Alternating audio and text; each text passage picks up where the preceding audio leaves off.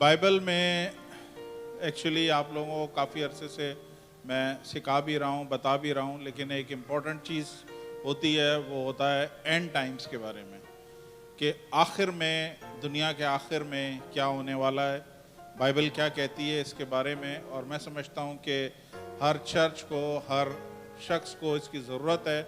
आप सबको मालूम होना चाहिए कि दुनिया के आखिर में क्या होने वाला है, क्या क्या निशानात होंगे, क्या क्या चीज़ें ज़हूर में आएंगी, जिससे आपको पता चल जाए कि हाँ, खुदा के आने का टाइम, खुदावंद यीशु मसीह के आने का टाइम नज़दीक है। हालेलुया। तो ये सिलसिला चलेगा, मेरा ख्याल है काफ़ी अरसे चलेगा, लेकिन मैं इसे रेगुलर नहीं, ये एंड टाइम के बारे में प्रीच करूँगा। मैं महीने में एक दफ़ा प्रीच करूँगा, इसलिए आप लोगों से रिक्वेस्ट है कि जितने लोग आज सुन रहे हैं वो ज़रूर कोशिश करें कि इनके नोट्स भी बनाएं, ये सब चीज़ें याद भी रखें, ये वीडियोस देखें, और उसके बाद जब अगला सेशन आएगा अगले महीने प्रीच करने का, तो आप लिंक कर सकें, आप उसको कनेक्ट कर सकें कि हाँ जी, पीछे पास्टर साहब ने ये बताया था।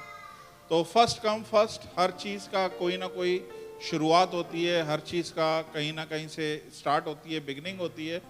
और ये सब्जेक्ट इतना वसी है, इतना डीप और इतना लंबा है कि इसको बड़ा टाइम मुझे लगा है। इस पर बहुत सारे मैंने अपना बहुत बहुत बहुत ज़्यादा, जितने नॉर्मल टाइम नहीं लगाता हूँ मैं, उतने इसको टाइम लगाना पड़ा है, क्योंकि जब मैं आप लोगों को बताना शुरू होऊंगा तो आपको समझ में आएगा कि ये खाली एक टीचिंग नहीं है, बल्कि ये एक कैलकुलेशन है, ये एक ऐसी चीज़ है जिसको आसानी से समझा नहीं जा सकता।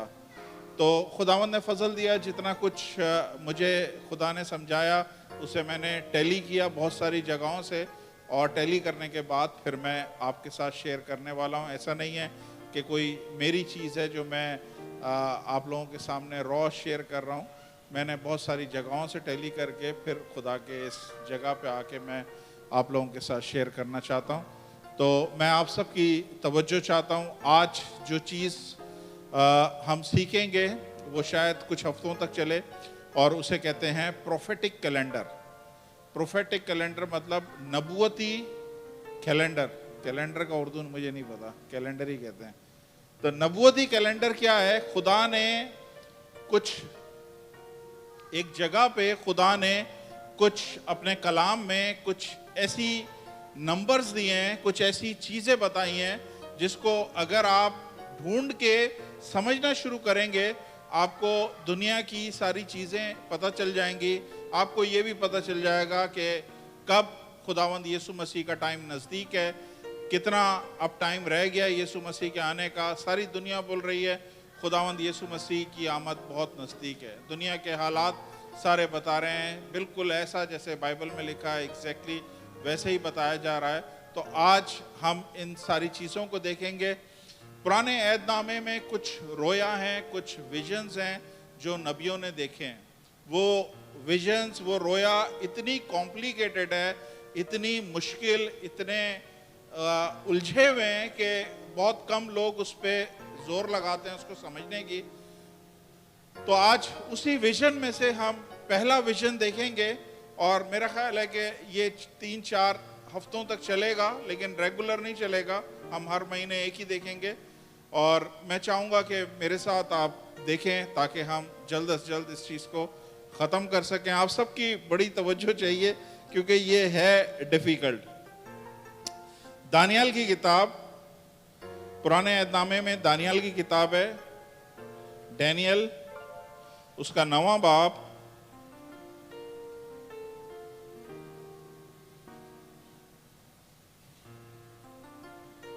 और उसकी 20वीं आयत से हम पढ़ेंगे। यहां सामने देख लीजिए,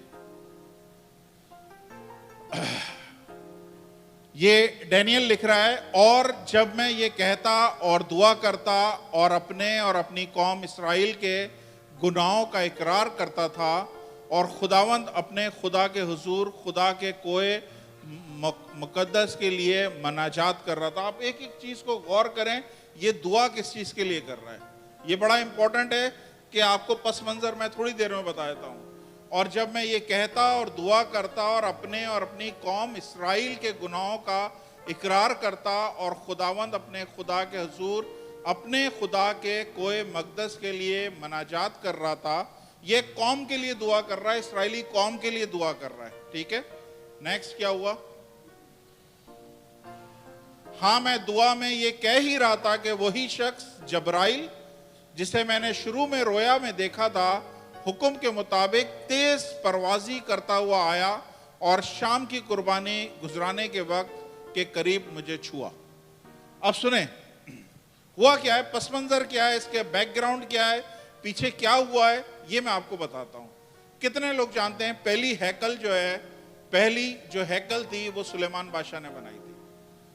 पहली हैकल सुलेमान, ये तारीख को जब आप देखते हैं ना, तो ये तारीख को एक शख्स ने डिवाइड किया है और उसका नाम है यीशु मसीह नासरी। इसलिए उसके बारे में लिखा जाता है बिफोर क्राइस्ट और आफ्टर क्राइस्ट, एडी और बीसी। आई समझ में? तो मान लें ये वो जगह है जहां पे यीशु मसीह पैदा हुए हैं और यहां से हमारी सदी शुरू हुई है। हमारी पहली सदी, दूसरी सदी, तीसरी सदी, ये इधर आगे की तरफ लेफ्ट हैंड पे ये सदियां चलेंगी, नॉर्मल टाइम है। लेकिन इससे पहले का जो टाइम है वो कबल मसीह है, यानी बिफोर क्राइस्ट है। और ये जो इस तरफ मैं इस वक्त मूव रहूंगा ताकि आपको समझ में आ जाए। तो सुलेमान बादशाह तकरीबन कोई 1000 साल पहले, पहली सदी से 1000 साल पहले, या यीशु की पैदाइश से तकरीबन 1000 साल पहले 957 में 957 बिफोर क्राइस्ट सुलेमान बादशाह ने पहली हैकल बनाई।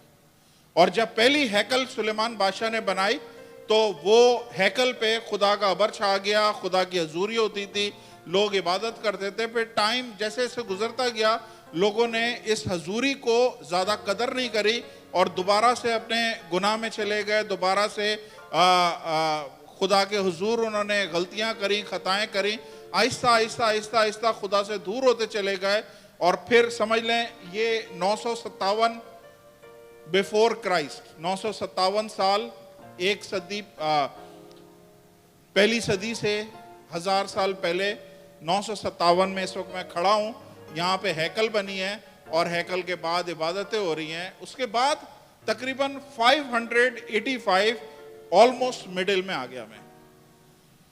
585 में ये हैकल जो है, ये एक बादशाह था, उसका नाम था नबूकदनेस्सर बादशाह। उसका काफी जिक्र है बाइबल में।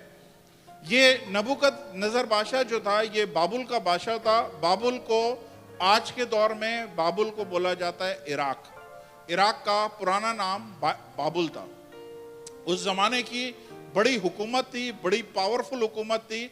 तो नबूकदनेस्सर बादशाह ने यरूशलेम पे चढ़ाई करी, यरूशलेम को तबाह कर दिया। हैकल को, पहली हैकल को नबूकदनेस्सर बादशाह ने बिल्कुल तबाह कर दिया।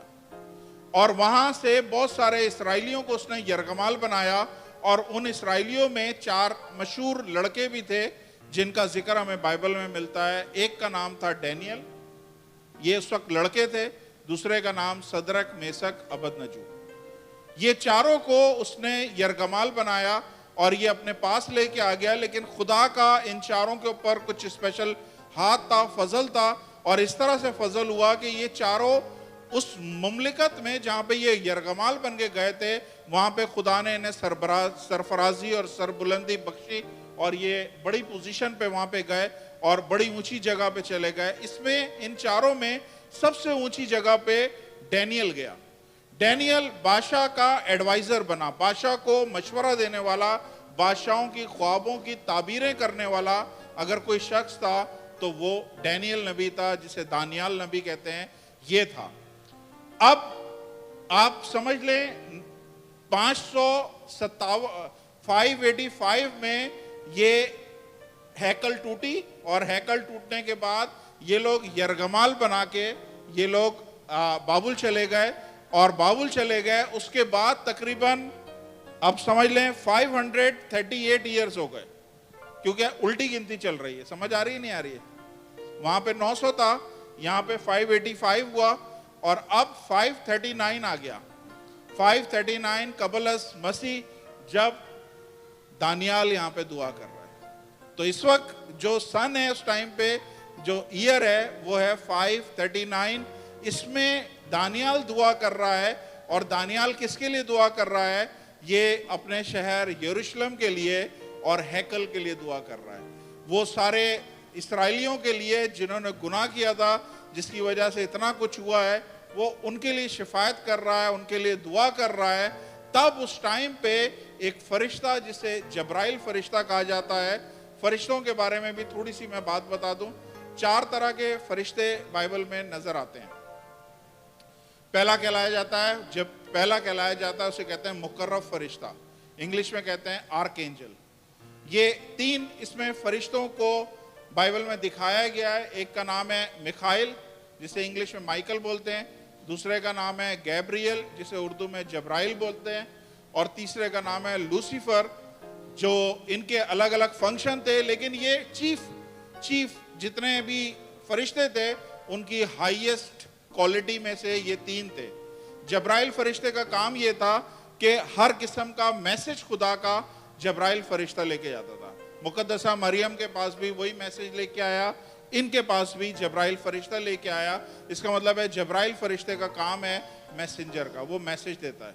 मिखाइल फरिश्ता जो है उसका काम बाइबल में नजर आता है, वो लड़ाई करता है। जब कभी कोई ऐसी चीज होती है, खुदा माइकल या मिखाइल फरिश्ते को भेजता है और वो लोगों के ब्याह पे लड़ाई करता है।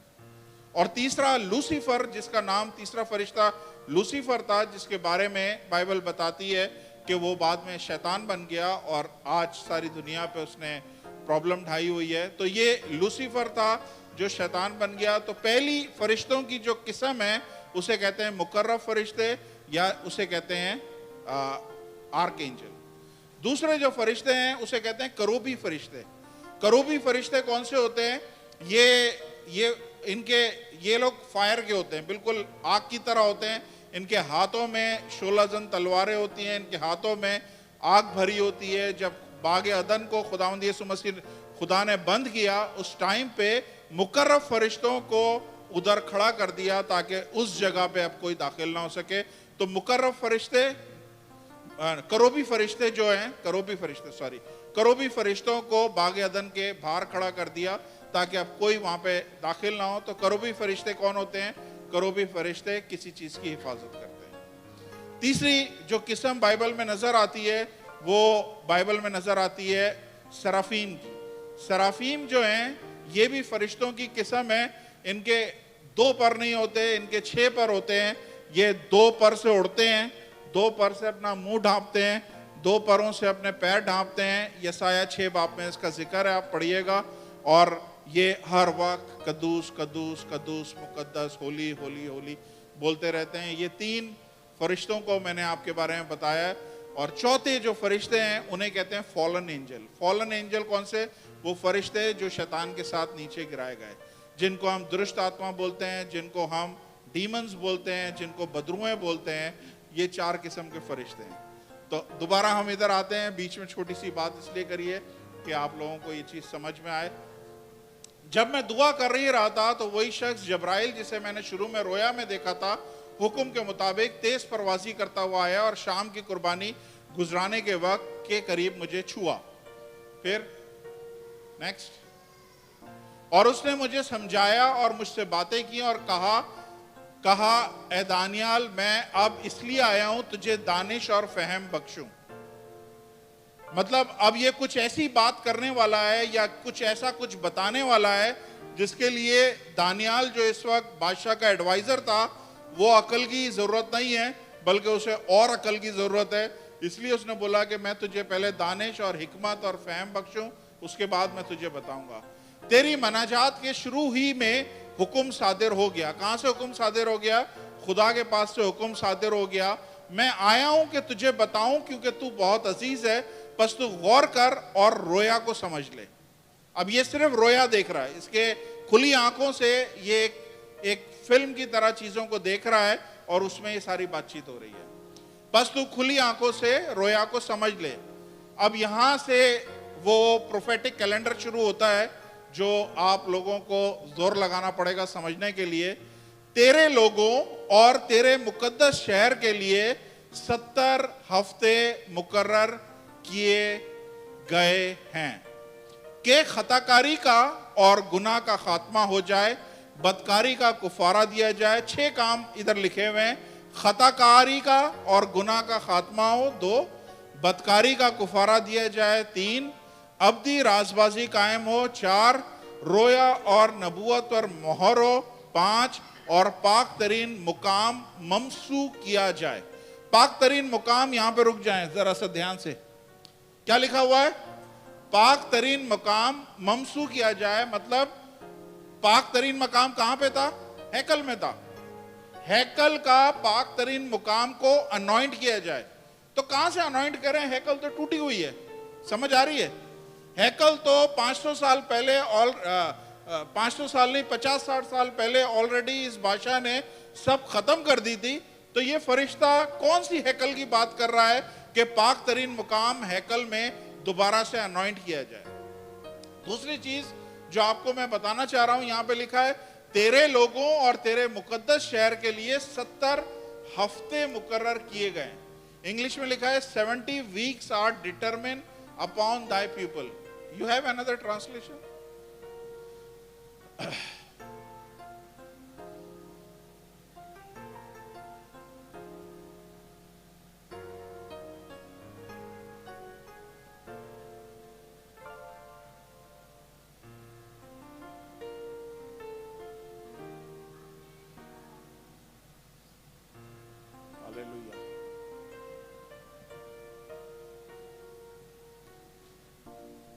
Done? Okay, no problem. 70 weeks are determined. तेरे लोगों और तेरे मुकद्दस शहर के लिए, कौन से शहर की बात हो रही है? यरूशलेम की। यरूशलेम की इस वक्त क्या हालत है? तबाह हुआ है। 50 साल पहले इस वाकये से, इस दुआ से 50 साल पहले नबूकदनेस्सर बादशाह ने यरूशलेम और हैकल दोनों को तबाह कर दिया था। और ये जब दुआ कर रहा है तो फरिश्ते ने उसे आके एक टाइम फ्रेम दिया है और उसे बोला है कि तेरे और तेरे शहर के लिए ये 70 हफ्ते खुदा ने मुकर्रर किए हैं। यानी 70 हफ्ते के दरमियान ये सब चीजें होंगी जो आगे बता रहा है। क्या चीजें होंगी? खताकारी का खात्मा होगा, गुनाह का खात्मा होगा और बदकारी का कुफारा दिया जाएगा। चौथी चीज, राजबाजी कायम होगी, अब्दी राजबाजी कायम होगी, रोया और नबूवत पर मोहर होगी, पाक तरीन मुकाम ममसू किया जाएगा, पाक तरीन मुकाम को दोबारा अनॉइंट किया जाएगा। पाक तरीन मुकाम अनॉइंट करने के लिए जरूरी है कि पाक तरीन मुकाम दोबारा से बनाया जाए। तो इसका मतलब है 70 हफ्तों के दरमियान ये सारी चीजें होंगी। आगे पढ़िए जरा, फिर मैं बाद में आपको समझाता हूं। बस तू मालूम कर और समझ ले कि यरूशलेम की बहाली और तामीर का हुक्म सादिर होने से ममसू फरमा रवा तक 7 हफ्ते और 62 हफ्ते होंगे। समझ में आ रहा है? सबके ऊपर से जा रही है, सब आराम से सब कुछ समझ में आएगा। आप बस मेरे साथ रहें। बस तू मालूम कर और समझ ले कि यरूशलेम की बहाली और तामीर का हुक्म सादिर होने से ममसू फरमा रवा तक 7 हफ्ते और 62 हफ्ते हैं। 7 हफ्ते और 62 हफ्ते मिलाएं तो कितने होते हैं? कितने हुए? जल्दी मैथमेटिक्स। 69, राइट? 69 हफ्ते हुए। और खुदा ने उन्हें हफ्ते कितने दिए थे? टोटल 70 हफ्ते दिए थे। और 70 हफ्तों में से खुदा वो 70 हफ्तों का ब्रेकअप क्या दे रहा है कि 62 हफ्ते और 7 हफ्ते जो हैं वो, उसमें क्या होगा? बाजार तामीर किए जाएंगे, फसील बनाई जाएगी, मगर मुसीबत के आयाम में नेक्स्ट और 62 हफ्तों के बाद वो ममसू कत्ल किया जाएगा। इंग्लिश में देखें, and after 3 score and 2 weeks shall Messiah cut off. English में लिखा है मसीहा जो है वो मारा जाएगा। यहां पे लिखा है वो जो ममसू है, अनॉइंटेड वन, वो कत्ल किया जाएगा और इसका कुछ ना रहेगा। और एक बादशाह आएगा जिसके लोग शहर और मकदस को मस्मार करेंगे। उसका अंजाम गोया तूफान के साथ होगा और आखिर तक लड़ाई रहेगी, बर्बादी मुकर्रर हो चुकी है। नेक्स्ट। और एक हफ्ते के लिए, कितने हफ्ते हुए थे 70 में से? 69 हुए थे। अब वो आखिरी हफ्ते की बात हो रही है। और एक हफ्ते के लिए बहुतों से अहद बांधेगा, अहद कायम करेगा, और आधे हफ्ते में यानी निस्फ हफ्ते में जबिया और हदिया मौकूफ करेगा, और फसीलों पर उजाड़ने वाली मकरूआत रखी जाएंगी, यहां तक के बर्बादी कमाल को पहुंच जाएगी, और वो बला जो मुकर्रर की गई है उस उजाड़ने वाले पर वाक़िया होगी। नेक्स्ट। फिनिश। हालेलुया। समझ आई? तो दानियल नबी दुआ कर रहा है, और दुआ में यरूशलेम शहर और हैकल की तामीर के लिए दुआ कर रहा है, अपने इस्राएली कौम के लिए दुआ कर रहा है। तब फरिश्ते ने उसे रोया दिखाई, और रोया दिखा के फरिश्ते ने उसे एक कैलेंडर दिया, और उसे बोला कि तेरे और तेरे लोगों के लिए, शहर के लिए खुदा ने 70 हफ्ते मुकर्रर किए। 70 हफ्ते कितने होते हैं? Can you go to PPT?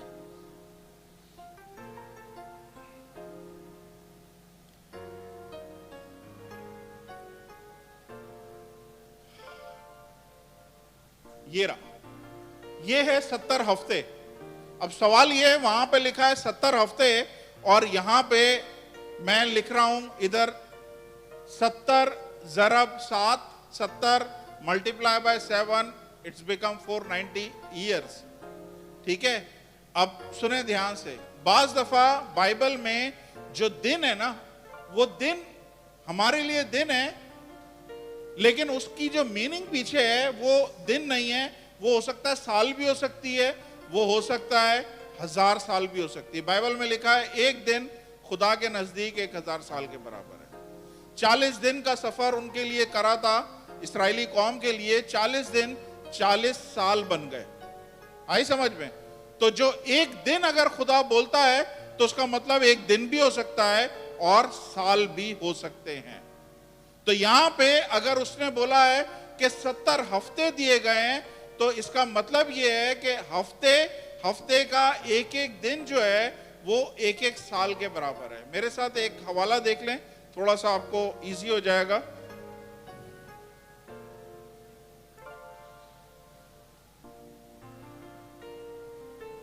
Ezekiel chapter 4 verse 6 and then come back here. Ezekiel chapter 4 verse 6 सुने, और जब तू उनको पूरा कर चुके तो फिर अपनी दाहिनी तरफ लेट रहे और 40 दिन तक बनी यहूदा की बदकारी बर्दाश्त कर। मैं तेरे लिए एक एक साल के बदले एक एक दिन मुकर्रर किया है। समझ आई? तो खुदा के नजदीक जब खुदा दिन बोल रहा है तो खुदा के नजदीक दिन साल भी हो सकता है। हालेलुया। अब हफ्ते के बारे में क्या बोला है? हफ्ते के बारे में आप can you go to Genesis, पैदाइश 29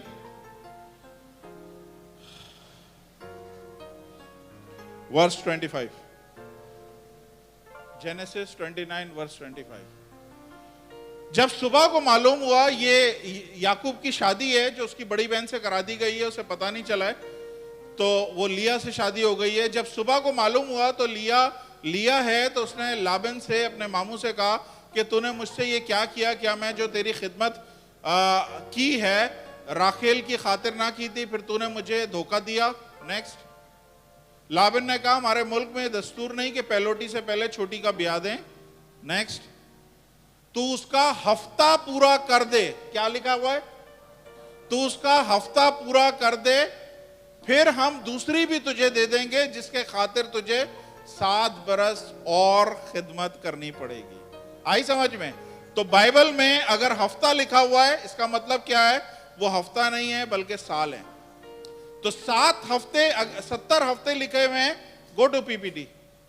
70 हफ्ते लिखे हुए हैं, इसका मतलब है खुदा ने इस पॉइंट से जहां पे ये दुआ कर रहा है, इस जगह से खुदा ने बोला कि तूने अब ये याद रखना है कि मैं तुझे एक 490 साल का कैलेंडर दे रहा हूं। इस 490 साल में सब हो जाएगा, खत्म हो जाएगा।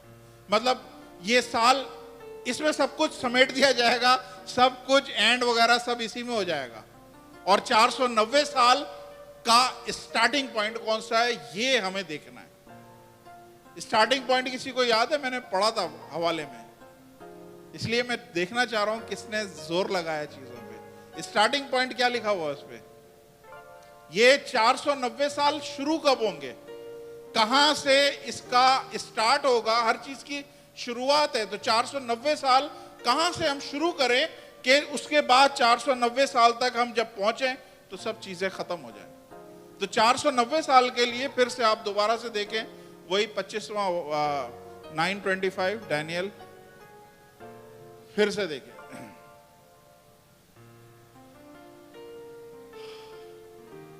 बस तू मालूम कर और समझ ले, यरूशलेम की बहाली और तामीर का हुक्म सादर होने से ममसू फरमा रवा तक 7 हफ्ते और 62 हफ्ते होंगे। मतलब ये 490 साल का जो कैलेंडर है, ये शुरू का इसका स्टार्टिंग पॉइंट कौन सा है? सब मेरी तरफ देखें प्लीज। 490 साल का कैलेंडर का पहला साल कौन सा शुरू होगा? कहां से शुरू होगा? जब तू ये सुने कि यरूशलेम की बहाली का ऑर्डर पास हुआ है। जहां यरूशलेम की बहाली का ऑर्डर पास हुआ है, वहां से ये घड़ी टिक टिक टिक टिक टिक टिक करना शुरू हो जाएगी। अब पूरी बाइबल में आप ढूंढना शुरू करें यरूशलेम की बहाली का ऑर्डर कब पास हुआ है। और यहां पे अक्सर बहुत सारे पास्टर्स, बहुत सारे थियोलॉजियंस कंफ्यूज हो जाते हैं, क्योंकि बाइबल में 2 चीजों के ऑर्डर पास हुए हैं। एक यरूशलेम की बहाली के लिए भी ऑर्डर पास हुआ है और एक हैकल की तामीर के लिए भी ऑर्डर पास हुआ है। तो हैकल एक अलग चीज है, यरूशलेम एक अलग चीज है। हैकल यरूशलेम के अंदर है, लेकिन जरूरी नहीं है कि अगर हैकल की तामीर बोली गई है तो यरूशलेम की भी तामीर हो जाए, या यरूशलेम की तामीर बोली है तो हैकल की भी तामीर हो जाए। फॉर एग्जाम्पल, आज इस टाइम पे यरूशलेम तामीर है, सब जानते हैं। यरूशलेम पूरा शहर है, मगर हैकल कहां है? हैकल तामीर नहीं है। तो दोनों अलग अलग चीजें, हैकल अलग है, यरूशलेम अलग है। और बाइबल में इसने क्या मैसेज दिया है कि हैकल की तामीर का ऑर्डर पास होने से स्टार्ट नहीं होगी घड़ी। स्टार्ट होगी घड़ी कब? जब तुम सुनो कि यरूशलेम की तामीर का हुक्म दिया गया है। अब फिर पूरी बाइबल ढूंढनी पड़ी है, और पूरी बाइबल में ढूंढने के बाद पता चला ये ऑर्डर नेहमिया के टाइम पे पास हुए हैं। नेहमिया की किताब निकालिए, नेहमाया,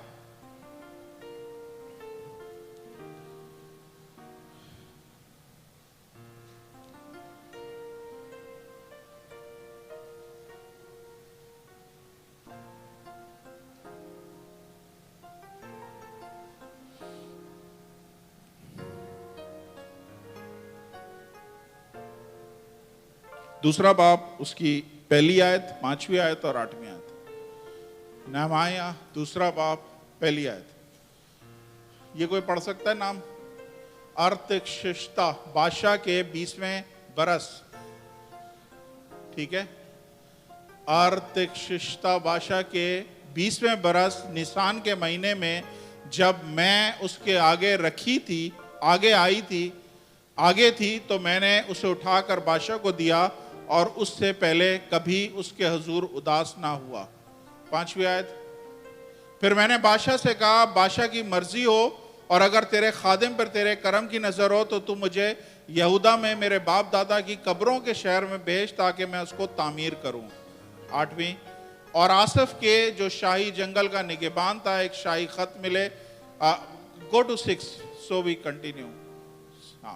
तब बादशाह ने, मलका भी उसके पास बैठी थी, मुझसे कहा, तेरा सफर कितनी मुद्दत का होगा, तू कब लौटेगा? गर्ज बादशाह की मर्जी हुई कि मुझे भेजे और मैं वक्त मुकर्ररा करके उसे बताया।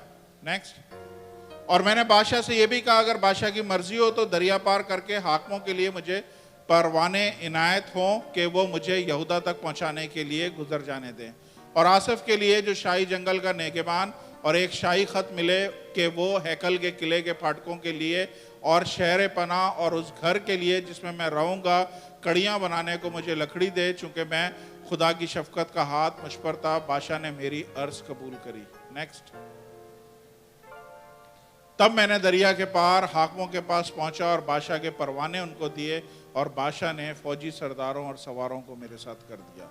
ये ऑर्डर पास हुआ बादशाह की तरफ से और इस बादशाह ने अलाउ किया, जा तू अपने बाप दादा के शहर को रीबिल्ड कर, जा अपने बाप दादा के शहर को तामीर कर।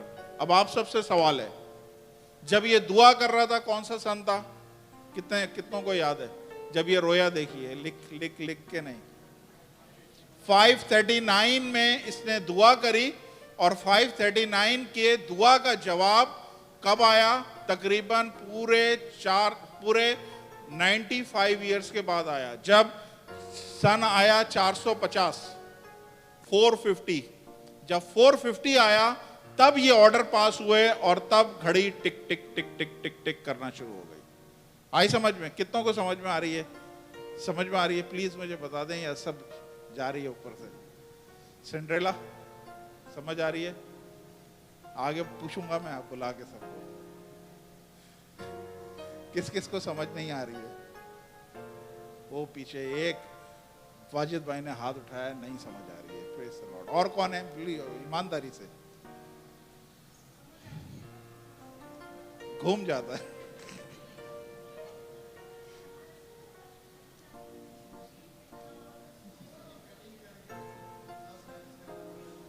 सही है, सही है। मैं बताता हूं।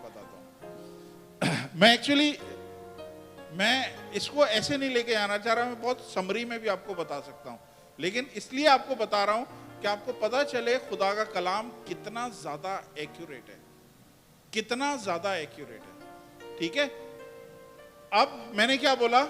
कौन सा साल चल रहा है?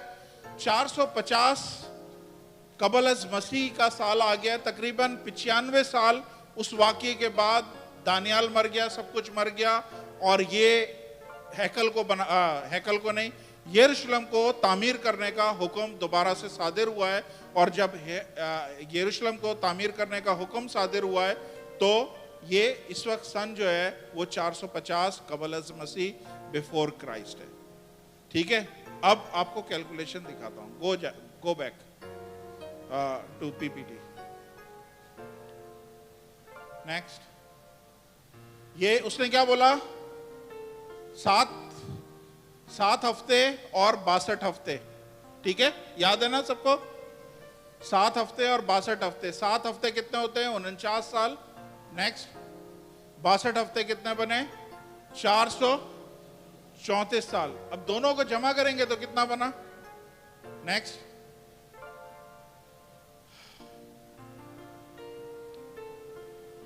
अच्छा एक्चुअली चलें हम ऐसे कर लेते हैं। 450वें साल में ये हुक्म सादिर हुए और 450वें साल में घड़ी की टिक टिक शुरू हो गई, टाइम शुरू हो गया, खुदा का कैलेंडर शुरू हो गया। और पहला 7 हफ्ते जो थे कितने साल हुए? 49 माइनस किए तो कितने हो गए? 401 साल। उसके बाद 62 हफ्ते नेक्स्ट करें, 62 हफ्ते नेक्स्ट। 62 हफ्ते जो हैं वो 434 बनते हैं। गो बैक तो कि समझ में आए। गो बैक, ये 62 हफ्ते कितने बनते हैं? 434 साल। अब हम आ गए नेक्स्ट, अब हम आ गए 401 बीसी में। समझ में आ रहा है? नहीं आ रहा है? नहीं आ रहा है? प्लीज ये समझो, ये समझो भैया, कैलकुलेटर पे जरा करें जल्दी से। 49 और 434, 62। हाँ नेक्स्ट ओल्गा, 434, 49 और 434 कितने हुए? जल्दी 483। ठीक है, 483 समझ लें कब से शुरू हुआ है? 450 साल कबल अज मसीह, जब उसने ऑर्डर सादिर किए, जाओ यरूशलेम को तैयार करो, वहां से घड़ी की टिक टिक शुरू हुई। 450वें साल में थे हम। प्लीज पीछे वाले ध्यान से इंटरेस्ट लूज नहीं करें। 450वें साल में थे जब घड़ी की टिक टिक स्टार्ट हुई, और घड़ी की टिक टिक के बाद खुदा ने क्या बोला? 7 हफ्ते और 62 हफ्ते मैंने मुकर्रर किए हैं कि ये 6 चीजें होंगी। ठीक है, यानी 60 हफ्ते और 7 हफ्ते और 62 हफ्ते मिलाएं तो कितने बनते हैं? 483। अब 483 में से 401 माइनस करें, नहीं,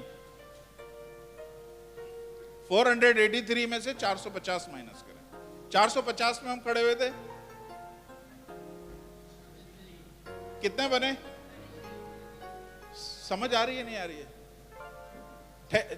33 कहां पे आए? 33 यहां पे आए, ये सदी खत्म हो गई है और इस तरफ आ गए 33। समझ आ रही है? अब हम सदी के स्टार्ट में, अब पहली सदी शुरू हो गई है।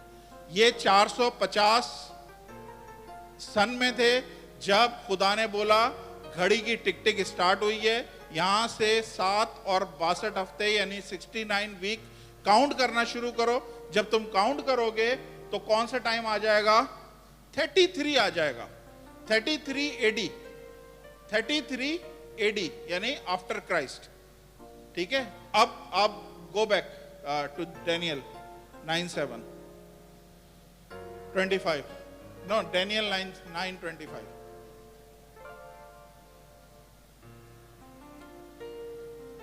बस तू मालूम कर और समझ ले कि यरूशलेम की बहाली और तामीर का हुक्म सादिर होने से ममसू फरमा रवा तक 7 हफ्ते और 62 हफ्ते होंगे।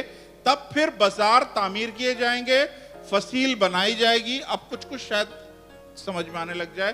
तब बाजार तामीर होंगे, फसील बनाई जाएगी, मगर मुसीबत के आयाम में मैं बताऊंगा क्या मुसीबत आई है।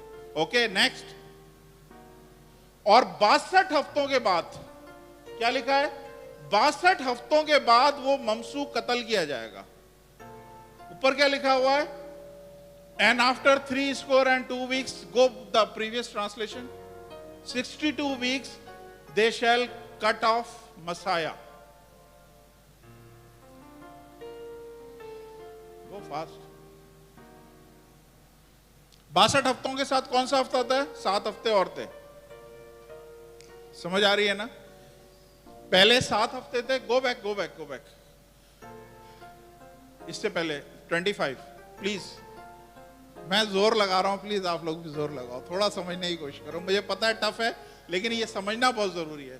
बस तू मालूम कर और समझ ले, यरूशलेम की भलाई और तामीर का हुक्म सादिर होने से ममसू फरमा रवा तक 7 हफ्ते और 62 हफ्ते हैं। और 62 हफ्ते यानी 7 हफ्ते पहले आएंगे, फिर 62 हफ्ते बाद में आएंगे, और उसके बाद क्या होगा? वो ममसू कत्ल किया जाएगा। वो ममसू कत्ल किया जाएगा। कौन से वीक में कत्ल होगा?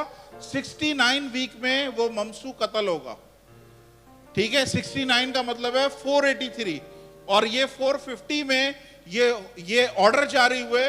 450 से 483 हम जब करते हैं तो हम आ जाते हैं AD 33 पे, पहली सदी के 33वें साल में। और आप हैरान होंगे कि ठीक 33 साल यीशु मसीह की उम्र थी जब यीशु मसीह को सलीब दी गई। लिखा है एग्जैक्ट। तब फिर बाजार तामीर किए जाएंगे, फसील बनाई जाएगी, मगर मुसीबत के आयाम में। नेक्स्ट। और 62 हफ्तों के बाद वो ममसू कत्ल किया जाएगा और उसका कुछ नहीं रहेगा। अब ये देखें, can you change the translation fast?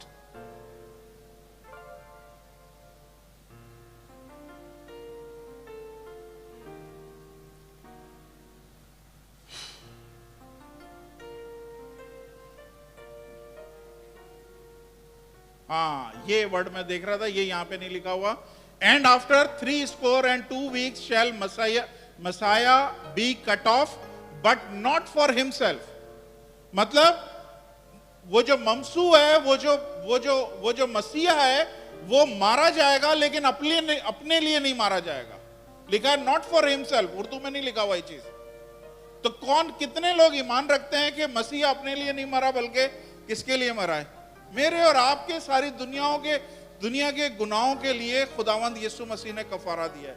मैं जो कैलकुलेशन इतनी लेके जा रहा हूं सिर्फ ये बताने के लिए कि बाइबल की एक्यूरेसी कितनी है, कितनी ज्यादा एक्यूरेट है कि ठीक उसी साल में जिसमें बाइबल बोल रही है कि 62वें हफ्ते के एंड पे वो खत्म हो जाएगा, कत्ल कर दिया जाएगा, और एग्जैक्टली हमने देखा वो खत्म हो गया।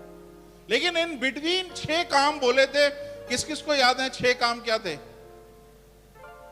6 काम जो होने थे 490 साल के पीरियड में 6 काम होने थे। वो 6 काम याद हैं क्या क्या थे? खताकारी का खात्मा होगा। Go back, go back. हाँ, खताकारी का खात्मा होगा, गुनाह का खात्मा होगा, और बदकारी का कुफारा दिया जाएगा। अब्दी रासबाजी कायम होगी, रोया और नबूवत पे मोहर लगेगी, पाक तरीन मुकाम ममसू किया जाएगा। पाक तरीन मुकाम ममसू किया जाएगा। पहले मैं आपको बता दूं, ये 6 में से 3 चीजें हो चुकी हैं। खुदावंद यीशु मसीह की मौत के सबब से 3 चीजें हो चुकी हैं। क्या क्या हुआ है? खताकारी का खात्मा हुआ है, गुनाह का भी खात्मा हुआ है। अब आप बोलेंगे पास्टर जी गुनाह तो अभी भी हो रहे हैं, गुनाह तो अभी भी हो रहे हैं, लेकिन गुनाह, आपको पता है कोढ़ एक बीमारी थी। कोढ़ का इलाज शायद 70 साल पहले दरियाफ्त हो गया। अब किसी को कोढ़ होता है और वो इलाज नहीं कराएगा तो मरेगा 100%। तो हम ये जानते हैं गुनाह का खात्मा इस तरह हुआ कि खुदावंद यीशु मसीह ने सारी दुनिया के गुनाहों की पेमेंट खुद चुकाई है। अब कोई खुदावंद यीशु मसीह के पास नहीं आएगा तो उसकी पेमेंट नहीं होगी, उसके गुनाह नहीं माफ किए जाएंगे, वो अपने गुनाह में मरेगा। आई समझ में? लेकिन इलाज दरियाफ्त हो चुका है। खुदावंद यीशु मसीह के लहू के सबब से गुनाह का हमेशा के लिए खत्मा इसलिए हो गया है कि हमारे गुनाहों के बदले किसी और को सजा मिल गई है। तो खताकारी का खात्मा हुआ, गुनाह का खात्मा हुआ, और बदकारी का कुफारा दिया गया। किसने कुफारा दिया आप सबके लिए? यीशु मसीह ने। ये 3 काम हमें नजर आ रहे हैं कि खुदावंद यीशु मसीह ने ये 3 काम अपनी मौत के सबब से कर दिए। हालेलुया। अब कितने हफ्ते हो गए? 69 वीक खुदावंद यीशु मसीह की डेथ पे पूरे हो चुके हैं। 1 हफ्ता रह गया सिर्फ। आप लोगों के पास सिर्फ 1 हफ्ता है। 1 हफ्ता रह गया है, लेकिन बीच में कुछ हुआ। बीच में क्या हुआ? Go to the PPT.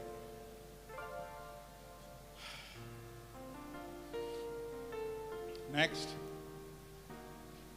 ये देखें, खुदा ने दिए 70 हफ्ते और उसका ब्रेकअप 7 हफ्ते, 62 हफ्ते, 69 वीक। खुदा ने डैनियल को 490 साल बोला और 483 ईयर्स पे यीशु मसीह की डेथ हुई है। और नेक्स्ट,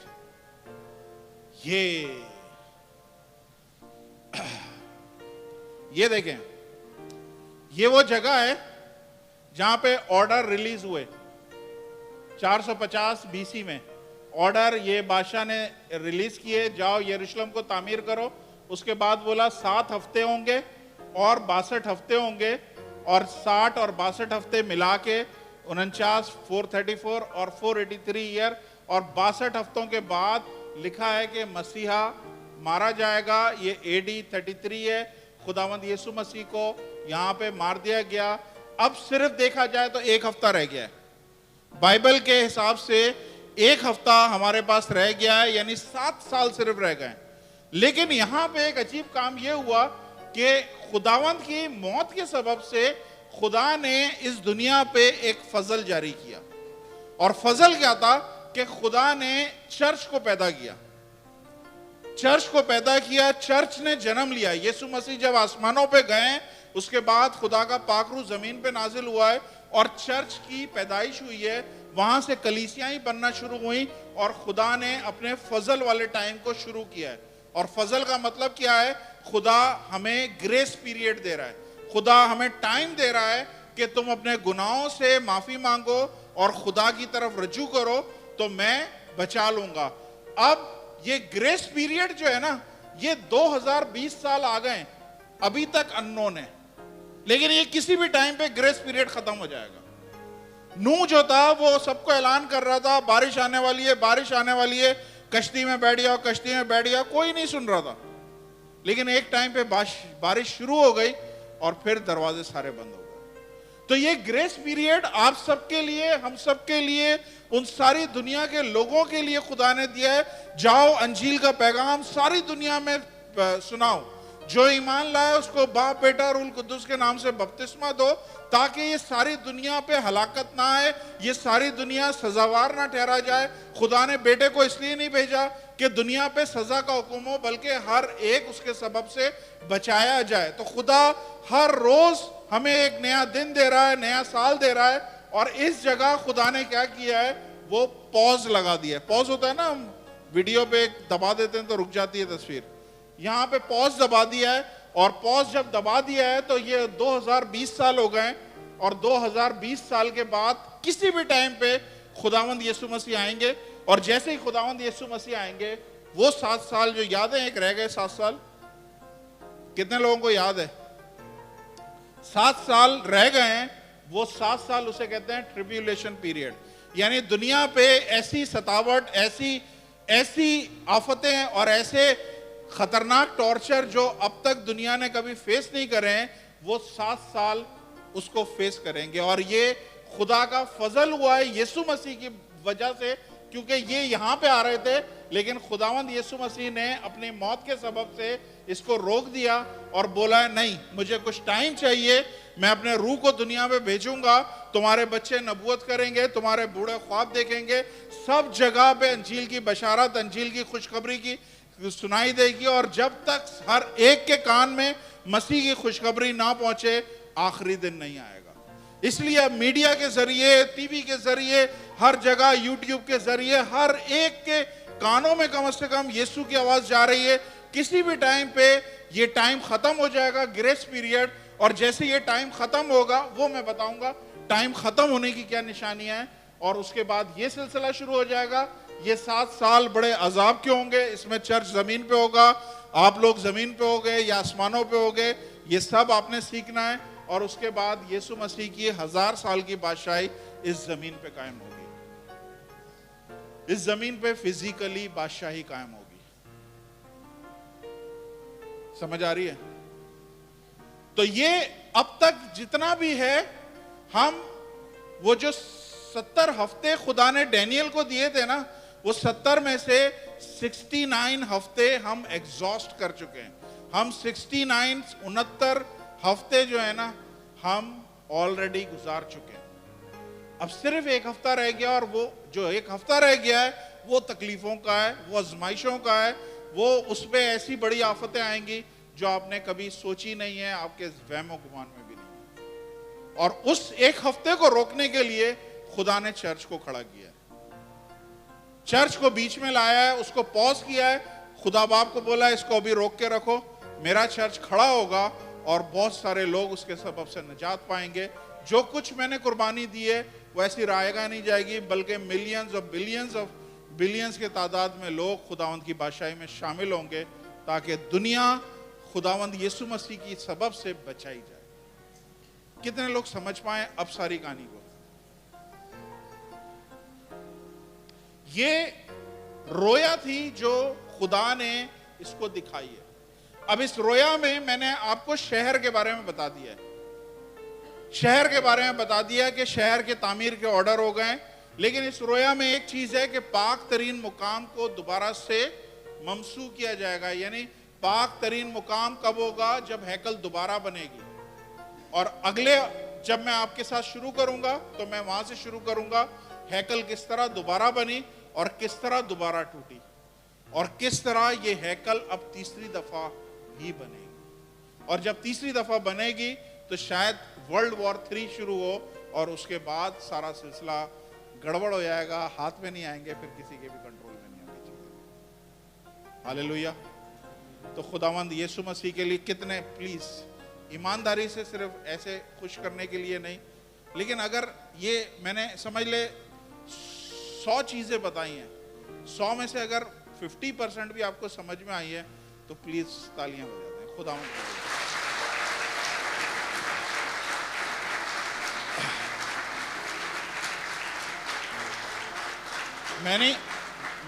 मैं जानता हूं कि हो सकता है 100% आप लोगों को, मुझे इतना टाइम लगा इसको समझने में, तो एक ही मैसेज में आप लोगों को नहीं समझ में आएगी। इसलिए ये वीडियो बन रही है कि आप इसको घर पे रिपीट करके दोबारा देखें, अपने नोट्स बनाएं और समझने की कोशिश करें। हवाले को बार बार पढ़ें ताकि आपको समझ में आए, क्योंकि हैकल दूसरी दफ़ा तामीर हुई और दूसरी दफ़ा दोबारा से हैकल बर्बाद हुआ। हालेलुया। दूसरी दफ़ा फिर यरूशलेम बर्बाद हुआ। तो वो सारी चीज़ें, सारी नबूवतें हैं।